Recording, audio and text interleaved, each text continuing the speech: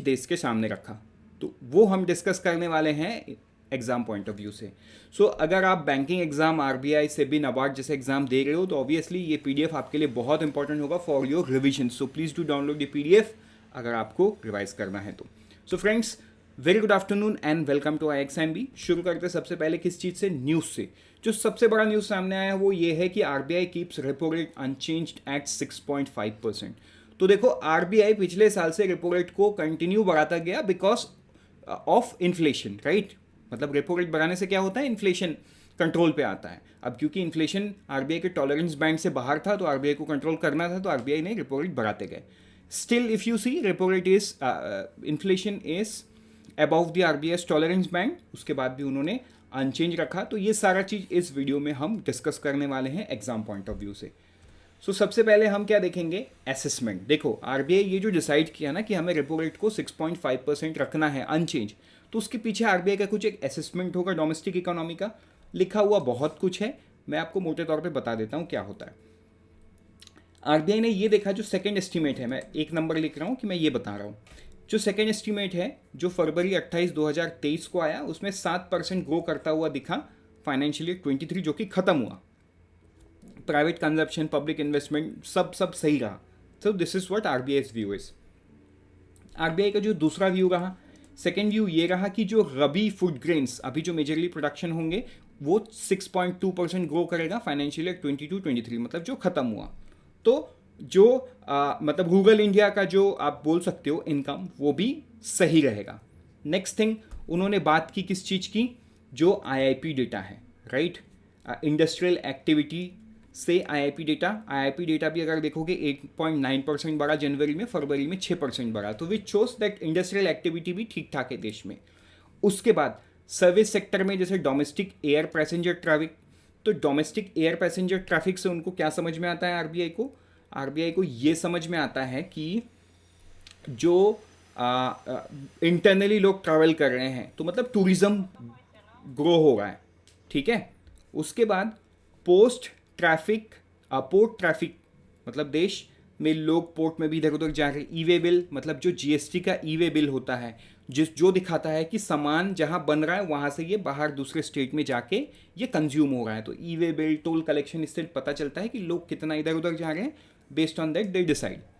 तो ये सारा चीज़ सही रहा। उसके बाद जो कंजम्पशन ऑफ स्टील, सीमेंट, ये भी अच्छा रहा। तो इससे क्या समझ में आता है कि इंफ्रास्ट्रक्चर जो देश में बन रहे हैं वो भी सही है। तो ये सारा उनका आउटलुक था। ये आउटलुक देख के उनको ये पता चला कि जो देश में मनी सप्लाई है वो थोड़ा सा एक्सपैंड हुआ है by 9% and non food credit rose by 15.4%। जो बेसिक इन्फ्लेशन है ना वो फूड साइड पे है, ठीक है। आप देखो पॉइंट नंबर 6 यहाँ पे लिखा हुआ है कि 5.7% दिसंबर में था, मतलब जो कि आरबीआई के टॉलरेंस बैंड से नीचे आ गया, लेकिन ये फिर फरवरी मंथ में टॉलरेंस बैंड से ऊपर चला गया 6.4%। तो बेसिकली ये हुआ इसीलिए क्योंकि जो फूड इन्फ्लेशन है ना उस पे इन्फ्लेशन दिखा, ठीक है।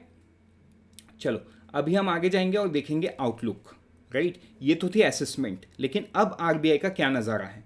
तो देखो यहाँ पे भी बहुत कुछ लिखा हुआ है। सिंपल टर्म्स में एग्जाम के लिए ये पॉइंट इंपॉर्टेंट है। CPI inflation is projected at 5.2% from 2023-24। मतलब अभी जो फाइनेंशियल ईयर रनिंग है FY24 कितना है? 5.2% सीपीआई प्रोजेक्ट किया आरबीआई ने। और अगर रियल जीडीपी की बात करो तो रियल जीडीपी कितना ग्रो करेगा? 6.5% FY24 में। तो देखो हमको पढ़ना उतना ही है जितना एग्जाम के लिए इंपॉर्टेंट है। If you want to read you can pause the video, आप पूरा चीज़ को पढ़ो तो आपको थोड़ा सा मतलब ऐसा नहीं बेटर अंडरस्टैंडिंग आएगा, बट ठीक है, अगर आप पढ़ना चाहते हो आप पढ़ सकते हो। और कुछ भी अगर आपको डाउट लगा तो आप नीचे कमेंट सेक्शन में लिखो, बट ये ज़रूरी नहीं है, वो मैं आपको समझा रहा हूँ। जो ज़रूरी है वो मैंने आपको बता दिया। आगे चलेंगे, अब हम देखेंगे असेसमेंट इन्फ्लेशन। वो तो आउटलुक की बात थी। अब इन्फ्लेशन साइड पे आरबीआई क्या बोल रहा है? देखो इन्फ्लेशन साइड पे आरबीआई का ये कहना है कि पूरे साल भर में सिंस मई 2022 250 बेसिस पॉइंट से, मतलब 2.5% से उन्होंने रेपो रेट को बढ़ाया। अभी भी आरबीआई के टॉलरेंस बैंड से बाहर है, लेकिन 6.5% वो इस चीज़ को रखे हैं बिकॉज बहुत सारे फैक्टर्स उन्होंने कंसिडर किया। अभी यूएस फेड रिजर्व भी ना बहुत ज़्यादा इंटरेस्ट रेट बढ़ाया, तो वहाँ पे डी ग्रोथ, स्लो ग्रोथ हुआ क्योंकि रेपो रेट बढ़ाने से क्या होता है, कॉस्ट ऑफ बोरोइंग बढ़ जाता है। कॉस्ट ऑफ बोरोइंग बढ़ता है तो वो सीधा सीधा हैम्पर करता है इन्वेस्टमेंट एंड लोगों के परचेसिंग पावर को। सो अगर लोगों का परचेसिंग पावर एंड इंडस्ट्रीज का इन्वेस्टमेंट रुक जाए तो देश का जीडीपी गिर सकता है, राइट। सो इसीलिए आरबीआई ने 6.5% पे इसको रोक दिया है। तो एक इम्पॉर्टेंट नोट करने का बात यह है कि जितने भी 6 मेंबर हैं, doctor Shashank Bhire, doctor Ashima Goyal, professor Jayanth R Varma, तो ये तो 3 लोग गवर्नमेंट साइड से हैं। Doctor Rajiv Ranjan, doctor Michael D Patra and Shaktikanta Das, ये आरबीआई साइड से हैं। ये 6 लोगों ने ही यूनानिमसली वोट किया to keep the policy rate unchanged. मतलब सबका नज़रिया सेम था कि हमें 6.5 से नहीं बढ़ाना है, राइट। तो ये था इन्फ्लेशन को लेके असेसमेंट। अब हम आगे जाएंगे और समझेंगे statement on developmental and regulatory policies. तो इसमें देखो बेसिकली 3 हेड में डिस्कशन होता है आरबीआई का। एक है फाइनेंशियल मार्केट, दूसरा है रेगुलेशन एंड सुपरवाइजन, तीसरा है पेमेंट एंड सेटलमेंट सिस्टम। तो किस हेड पे आरबीआई ने क्या बात की वो हम आगे एक एक स्लाइड पे देखेंगे। सबसे पहले अगर फाइनेंशियल मार्केट की बात करूं तो इसमें आरबीआई ने क्या कहा, आरबीआई एक प्रोडक्ट जो कि इंटरनेशनल फाइनेंशियल सर्विस सेंटर में ऑफर किया जाता है। अब आईएफएससी के अंदर में जो बैंकिंग यूनिट है उनको क्या बोला जाता है, IBUs बोला जाता है, मतलब आईएफएससी या बैंकिंग यूनिट्स। तो इनके ऊपर डायरेक्ट रेगुलेशन किसका है, IFSCA का है। ये चीज़ आप ध्यान देना, राइट। तो अब आरबीआई ये बोल रहा है कि जो बैंक्स IBUs हैं उनको परमिट किया गया है कि वो INR नॉन डेलिवरेबल, मतलब इंडियन करेंसी में, ठीक है, non deliverable foreign exchange derivative contract किसके लिए, नॉन रेसिडेंट के लिए करे। कब से, 1 जून 2020 से ऑलरेडी कर रहे हैं।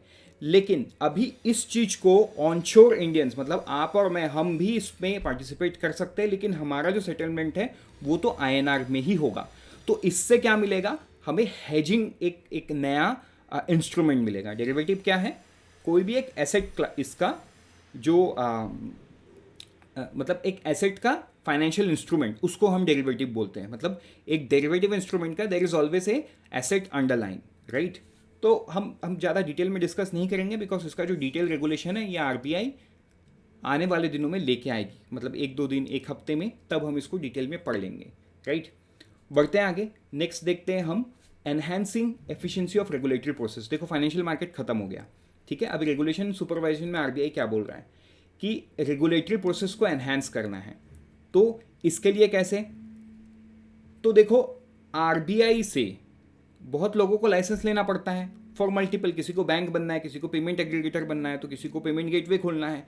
तो ये जो सारा प्रोसेस है ना, ये थोड़ा उनके लिए कम्बरसम हो जाता है, ठीक है।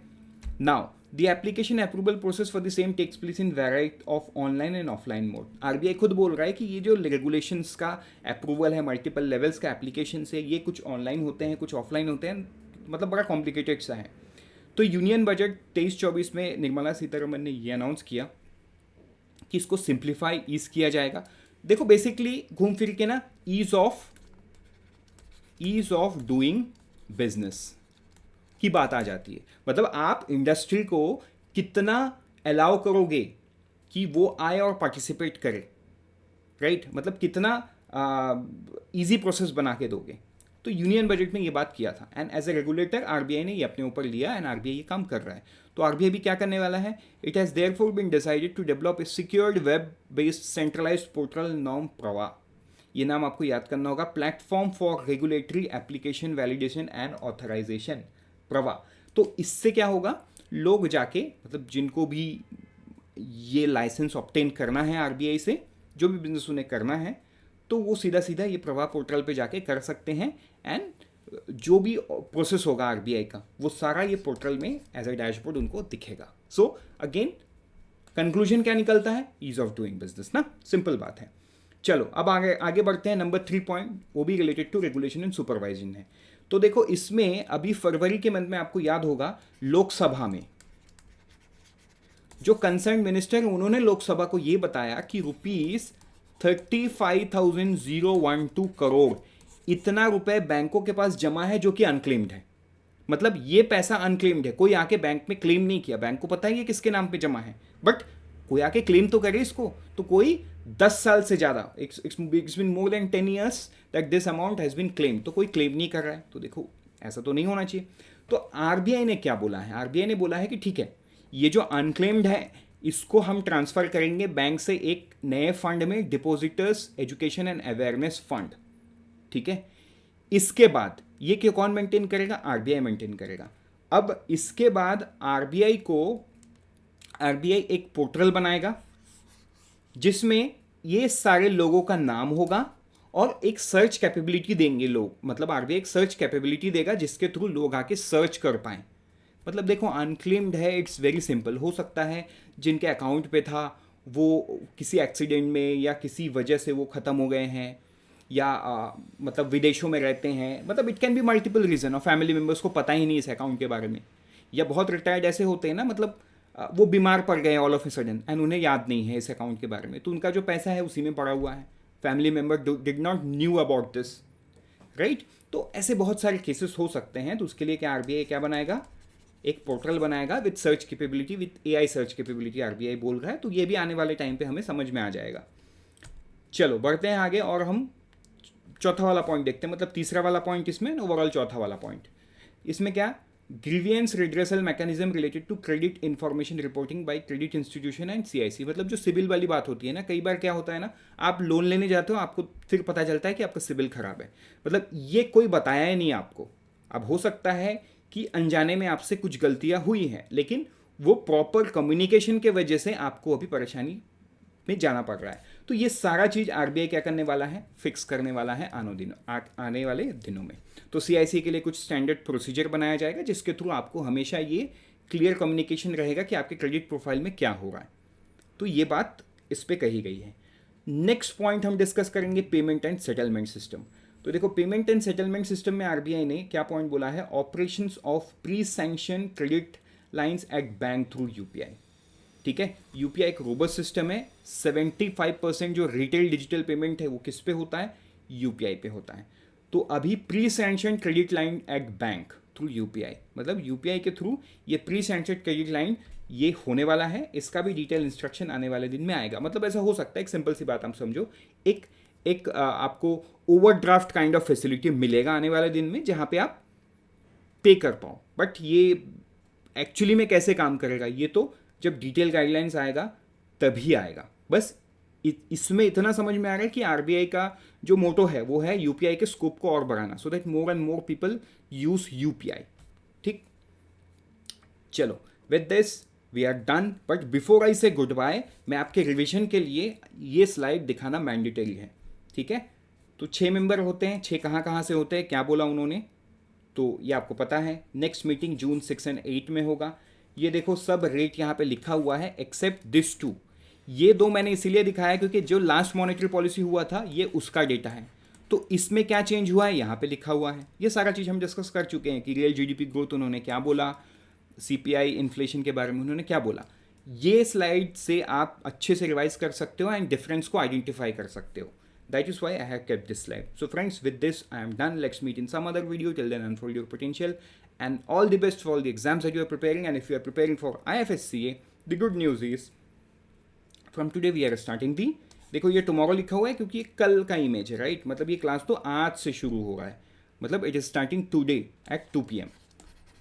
अगर आप IFSC के स्टूडेंट हो please do join the class मैं ही लेने वाला हूँ class. So thank you and all the best, and always remember IXMB helps you prepare 50% faster.